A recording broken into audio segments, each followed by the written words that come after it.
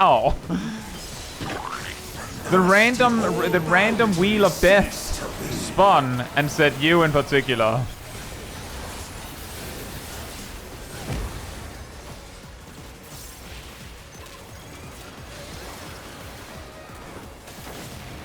Why does this always happen when I'm on Machinist? Welcome back to the Mentor Roulette grind. Yet another set that predates the final Dawntrail relic step. And overall, this set was fine, but there were some weird situations despite that. That said, for DD1, we went to M3N, Arcadion's Brood Bomber, as Gunbreaker. Partly due to how backloaded Brood Bomber's mechanics are, the gear creep over the course of the expansion has hit him particularly hard.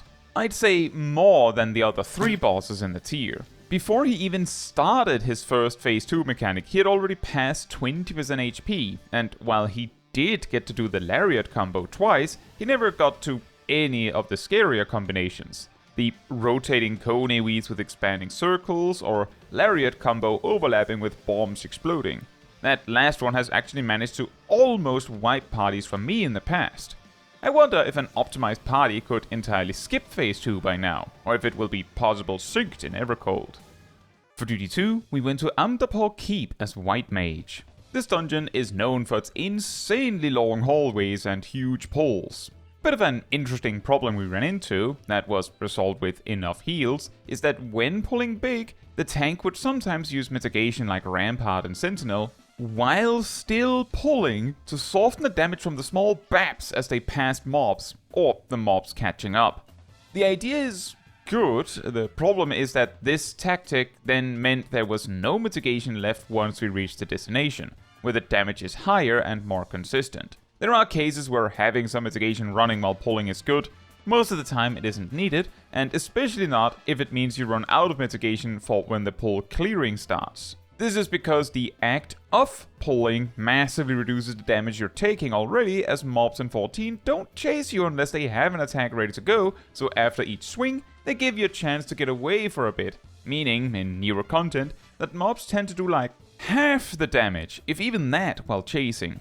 In a lot of A Realm Reborn duties, mobs can't even catch up to you to begin with if you're running, so aside from that first bap as you pass the mob, they won't get much more until you reach your destination, so using Rampart doesn't do much. That all being said, we pulled big and fast and I got plenty of use out of my benediction, not to mention that every pull reaching its destination also still meant 7 seconds of stun from me, so we managed. For Duty 3, we went to Nidhogg as Dark Knight. With how often more recent extremes tend to just take a turn and do something different almost immediately, it is interesting just how similar the normal and extreme versions of Nidhogg is, despite being so hard. In Extreme, the ad-phase tankable mobs build a debuff that hypothetically would require a tank swap, but you tend to fix it by killing them fast enough. The Estinian phase includes a tethered tank boss that needs to be passed over to a tank in time. And then there's the whole spike phase, where the fight really takes a turn from the normal version. But when it comes to the final phase, the normal version puts cross AoE fireballs in the center, while the extreme version puts them first in the outer ring of the arena, and then in the center. So you can bait the dark circles out, go in, and then out to dodge everything. Not that big of a difference mechanically, but the damage difference, plus this small tactical detail, really elevates the difficulty of the fight overall. I think it is a very clean way of adding extra challenge to the existing boss, instead of it feeling like the mechanic or mechanical order or both is completely revamped to make the boss harder on Extreme, as sometimes happens. Now, the next duty is a spoiler if you have not cleared at least halfway through the Endwalker leveling MSQ, so here's a timestamp to skip it if you like.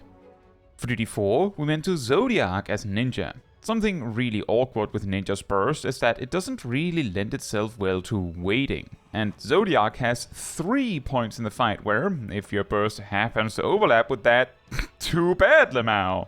In this run, the phase transition bit conveniently happened right after I had finished everything important in my burst.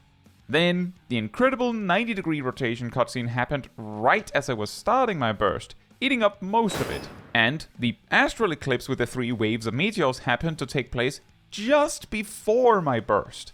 What is interesting about issues like this is that there isn't that much you can do when they are spread out so perfectly like this on the timeline. If you delay to avoid issues with the turn cutscene, then you will be stopped by the astral eclipse. An alternative is of course to just wait a moment for both, and assuming the fight ends at the right timing, it doesn't really cost you anything of course. Also, none of this is necessary for a fight with no hardened rage or anything, but it is fun to optimize sometimes.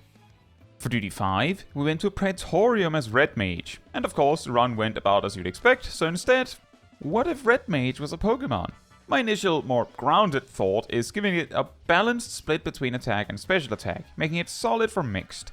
I think an interesting design would also be to give it a lot of coverage moves, but focusing on physical options for the types that are more well known for being physically focused, and focusing on special options for the more special focused. So, for example, a steel physical move, a special fire move, and so on.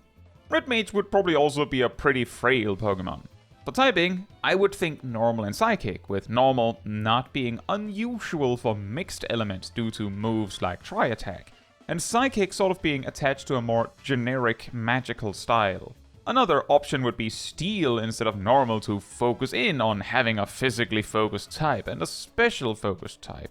A more freestyle idea I thought of was giving it a very heavy focus on one attack type, and then giving it an ability that flips its attack and special attack after attacking, a bit similar to how Aegislash can switch to attack and defense modes.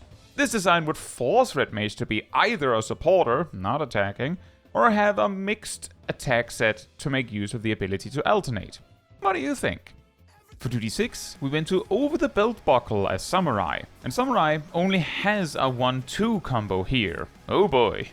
For Duty 7, we went to Shiva Extreme. As usual, I offer to talk tactics before we pull, and one of our tanks gives us super brief about like 1 or 2 mechanics and goes for it. Shiva brings out her sword first, and that is when he remembers he needs to stack with someone, or preferably the raid, and promptly dies. A moment later, the other tank goes down too. We still make it to the ad phase, but the tank dies to the sword stack again, and then half the raid dies to the Glacier Bash. And then Shiva goes on a rampage while no tank picks her up. And ultimately, we don't make the DPS check of the ad phase and wipe.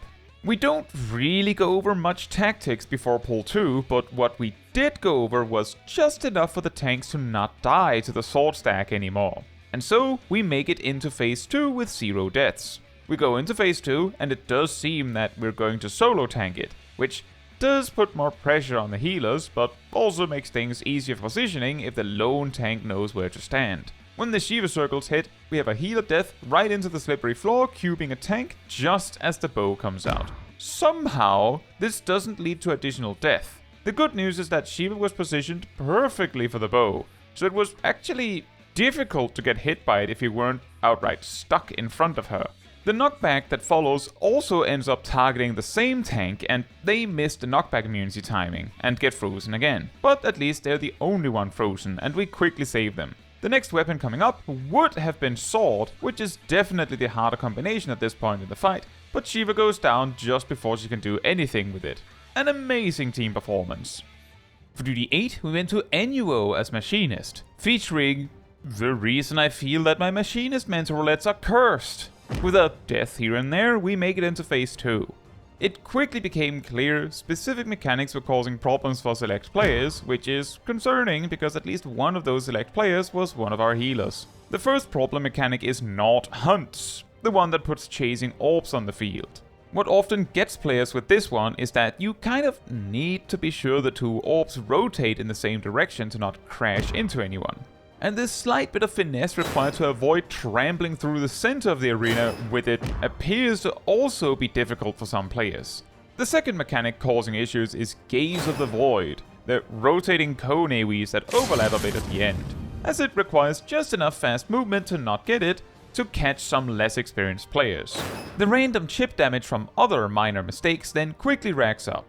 And normally, all of that might be manageable, but Enuo has a multi-stack AoE that actually does respectable damage, meaning that a few players repeatedly dying actually allowed him to overwhelm the party with a multi-stack, which is also exactly what ultimately wiped us.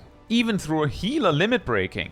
Although, I do think it is funny that despite everything, I was the last lizard standing to the point that I simply, willingly jumped off the arena when everyone else was dead.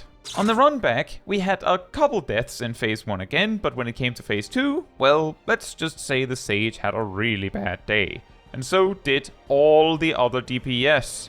This included a triple kill to Gaze of the Void, deaths to Nord Hunts, and also just deaths here and there to various avoidable mechanics, also culminating in a Pictomancer LB3 where the Pictomancer died as the cast fired off due to 2 overlapping AoEs.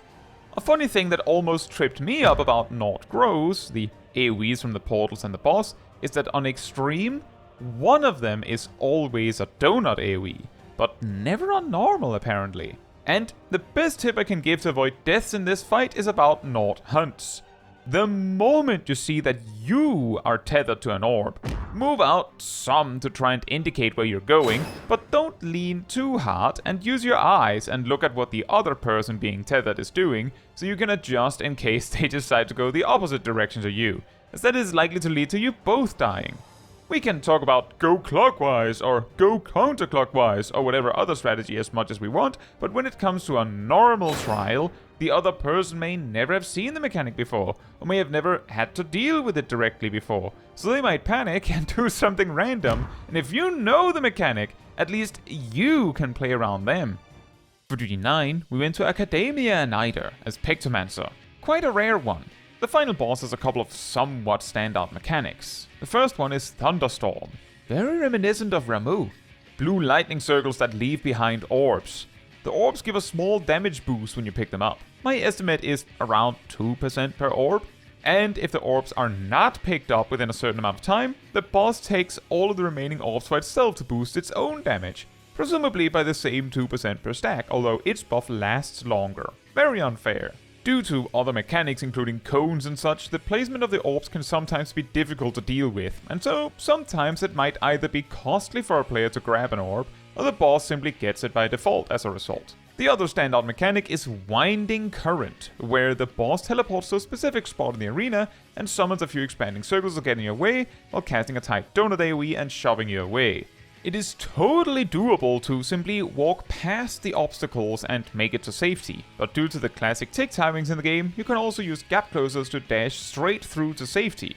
Now, you might be wondering why I have bothered to look at the damage boost from the orbs, but let's just say you get to that point when the boss fight takes like, I don't know, 20 minutes to solo due to all the jumping around, as, of course, Warrior can solo this boss synced.